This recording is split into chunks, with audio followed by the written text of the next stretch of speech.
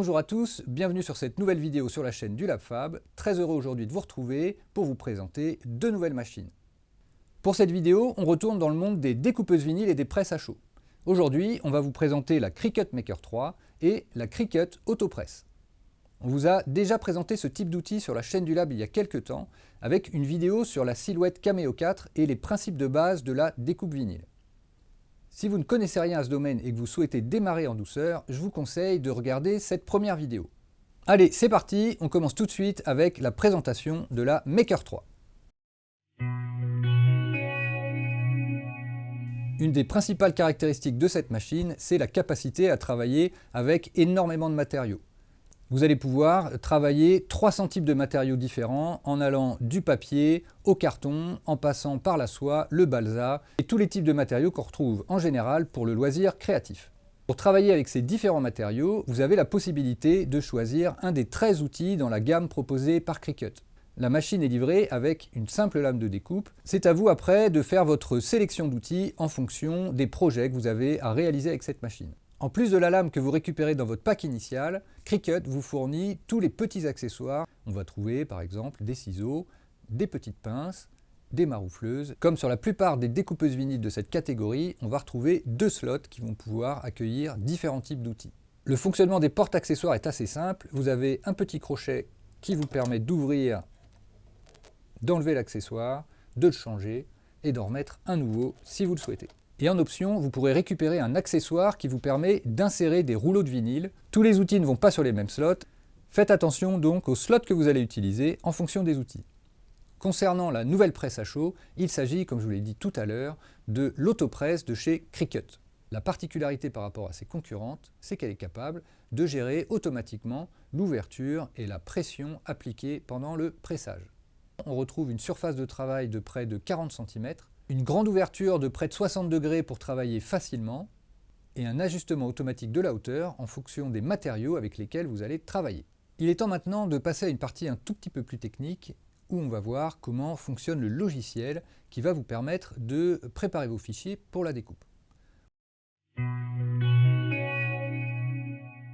La première étape avant de pouvoir utiliser la Cricut, c'est de configurer le logiciel Cricut Design Space.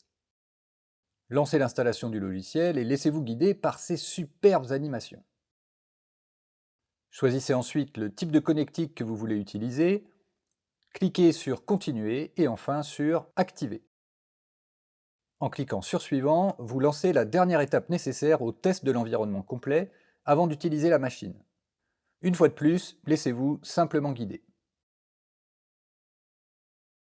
Une fois cette première découpe réalisée, vous arrivez enfin sur l'interface principale du soft.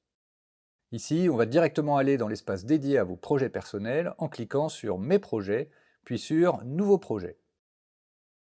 L'espace de travail que l'on vous propose est assez similaire à ce qu'on retrouve habituellement sur ce type de logiciel.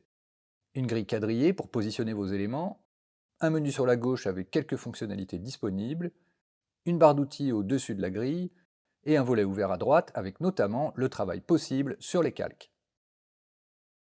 Pour commencer, on va cliquer dans le menu à gauche sur Télécharger. Cette fonction va vous permettre d'importer des images stockées sur votre ordinateur. Vous avez la possibilité d'utiliser des images classiques ou des images vectorielles. Personnellement, je préfère travailler avec le vectoriel qui permet plus de souplesse et de précision. Ici, on va donc commencer par cliquer sur le bouton Télécharger une image. Cliquez ensuite sur Parcourir, choisissez votre image et cliquez sur Ouvrir. Vous retrouverez ensuite un aperçu de ce que vous avez récupéré. Comme on travaille sur une image vectorielle en SVG, le fond est bien transparent et on devrait récupérer des tracés bien propres.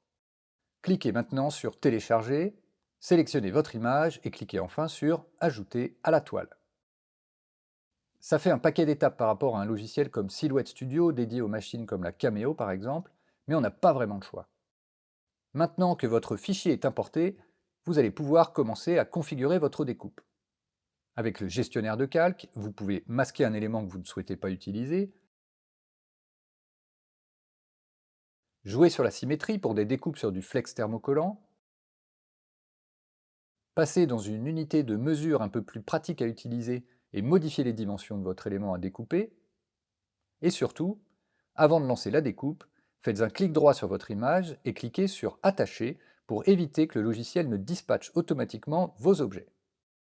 Une fois que tout est configuré, cliquez sur le bouton « Créer » tout en haut à droite du logiciel. À partir de là, suivez les instructions, activez ce que vous avez besoin d'activer et cliquez sur « Continuer ». Choisissez maintenant le type de matériel avec lequel vous allez travailler et laissez-vous guider jusqu'à la découpe.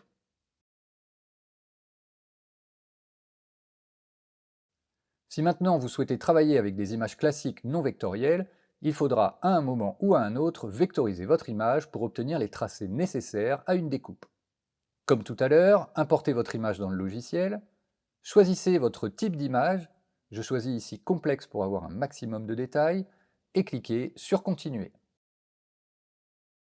Pour obtenir vos tracés, il faut commencer par supprimer l'arrière-plan. Comme indiqué ici, la méthode de suppression automatique nécessite un abonnement Cricut Access. On va donc passer par la méthode manuelle située juste en dessous. Vérifiez bien que le bouton Sélectionner est activé et cliquez successivement sur les parties blanches de votre image pour les faire disparaître. On s'aperçoit assez vite que le détourage n'est pas parfait et ça se traduit aussitôt par une image avec des tracés très approximatifs. J'ai donc essayé de vectoriser cette image dans Illustrator et Inkscape pour tenter d'obtenir un résultat plus intéressant, sans plus de succès.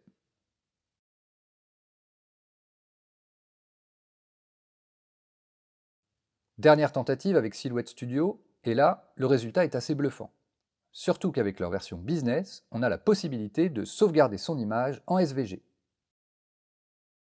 Si vous souhaitez en savoir plus sur la vectorisation d'images avec Silhouette Studio, allez voir la première vidéo sur la découpe vinyle qu'on a réalisée, on vous explique tout ça tranquillement.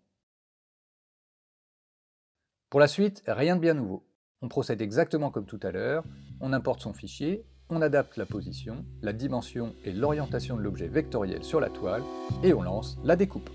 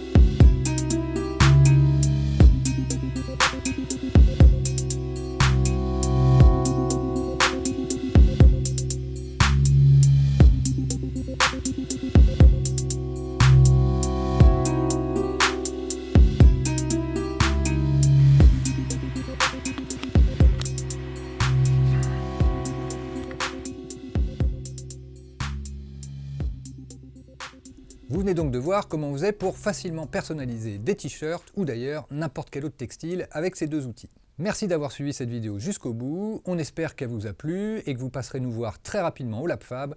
Prenez soin de vous et à très bientôt sur une prochaine vidéo.